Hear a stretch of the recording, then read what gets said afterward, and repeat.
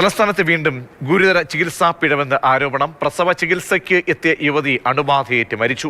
ശിവപ്രിയയുടെ മരണത്തിന് കാരണം ആശുപത്രിയുടെ വീഴ്ചയാണെന്ന് കുടുംബം ആരോപിക്കുന്നു. കൈക്കുഞ്ഞുമായി തിരുവനന്തപുരം SIT ആശുപത്രിക്ക് മുൻപിൽ പ്രതിഷേധിച്ച കുടുംബത്തിന് പിന്തുണയുമായി യൂത്ത് കോൺഗ്രസും BJPയും രംഗത്ത് വന്നു. എന്നാൽ വീഴ്ച നിഷേധിക്കുകയാണ് അധികൃതർ.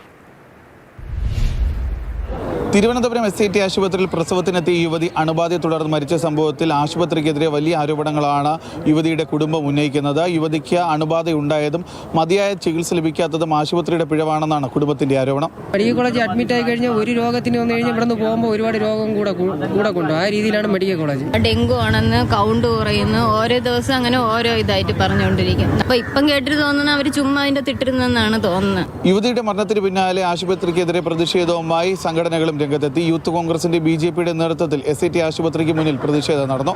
തുടർന്ന് മുൻ കേന്ദ്രമന്ത്രി V മുരളീധരൻ DMEയുമായി ചർച്ച നടത്തി.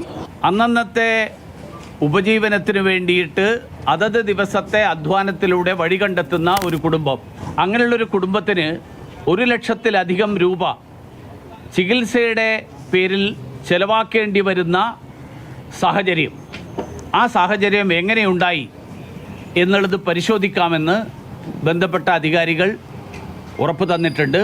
എന്നാൽ കുടുംബത്തിന്റെയും പാർട്ടികളുടെയും ആരോപണങ്ങൾ നിഷേധിക്കുകയാണ് SIT ആശുപത്രി. SIT സൂപ്രണ്ടും ഗൈനക്കോളജി ഡിപ്പാർട്ട്മെന്റ് HOD പറയുന്നതനുസരിച്ചാണെന്നുണ്ടെങ്കിൽ യുവതിക്ക് മതിയായ ചികിത്സകളെല്ലാം തന്നെ SIT ആശുപത്രിയിൽ നിന്ന് ലഭിച്ചിരുന്നു. യുവതിയും കുഞ്ഞുമായി മടങ്ങുന്ന സമയത്ത് യുവതിക്ക് അണുബാധ ഇല്ല എന്നാണ് ഇപ്പോൾ ആശുപത്രി അധികൃതർ വിശദീകരിക്കുന്നത്. പ്രസവ മുറിയിൽ പ്രസവത്തിന്റെ സമയത്ത് ഇൻഫെക്ഷൻ ഉണ്ടാകാനുള്ള ഒരു സാധ്യതയുമില്ല. രണ്ടാമത് തിരിച്ച് അഡ്മിറ്റ് ചെയ്തപ്പോൾ ICU നമ്മൾ സ്വാബ് എല്ലാം എടുത്തിട്ടുണ്ട്.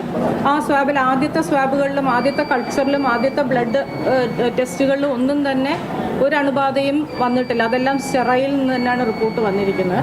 ആശുപത്രിക്കെതിരെ ഗുരുതരമായ ആരോപണങ്ങൾ ഉന്നയിച്ചതിന് പിന്നാലെ യുവതിയുടെ മൃതദേഹം ഏറ്റുവാങ്ങാനും കുടുംബം സമ്മതിച്ചിരുന്നില്ല. തിരുവനന്തപുരം മെഡിക്കൽ കോളേജ് ആശുപത്രി മോർച്ചറിയിലാണ് യുവതിയുടെ മൃതദേഹം ഇപ്പോൾ ഉള്ളത്. നാളെ DMEയുടെ നേതൃത്വത്തിൽ പോസ്റ്റ്മോർട്ടം നടപടികൾക്ക് ശേഷം മൃതദേഹം കുടുംബം ഏറ്റുവാങ്ങും. Jibin JB, Mathrubhumi news, Thiruvananthapuram.